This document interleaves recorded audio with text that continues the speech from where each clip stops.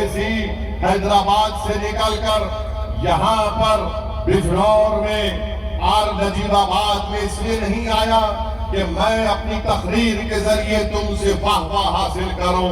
میں آیا ہوں اور آتا رہوں گا انشاءاللہ تعالی.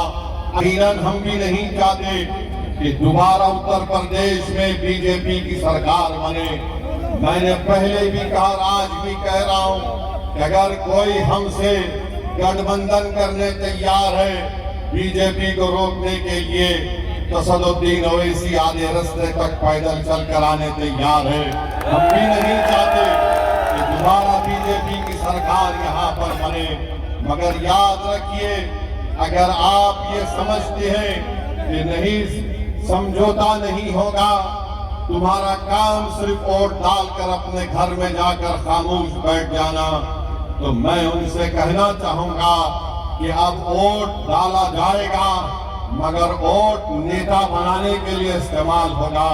ووٹ کسی پارٹی کو بچانے کے لیے نہیں استعمال کیا جائے گا. میرے عزیز دوستوں اور بزرگوں, اگر گٹھ بندھن ہوگا, الائنس ہوگا, عزت اور مان سمان کے ساتھ ہوگا, تو یقیناً اسدالدین اویسی اور مجلس اتحاد المسلمین اس گٹھ بندھن کے ساتھ کام کرنے کو تیار ہے. ہم پوری کوشش کرنے تیار ہیں کہ دوبارہ بھاجپ کی سرکار اتر پردیش میں نہ بنے. مگر اگر آپ یہ سمجھتے ہیں کہ ہمارا کام صرف دری بچھانا ہے تو یاد رکھو اب کوئی دری نہیں بچھائے گا.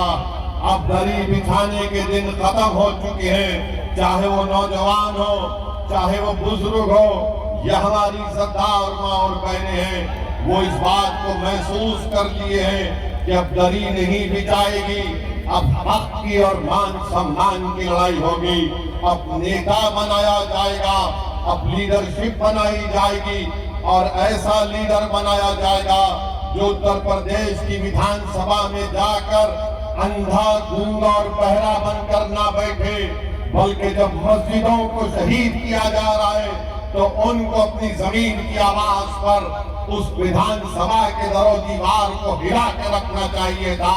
مگر آج ہم دیکھ رہے ہیں کہ وہ خاموش بیٹھے ہوئے. تو میرے عزیز دوستوں اور بزرگوں, میری آپ سے اپیل ہے کہ یاد رکھیے نیتا آپ کو بننا ہے,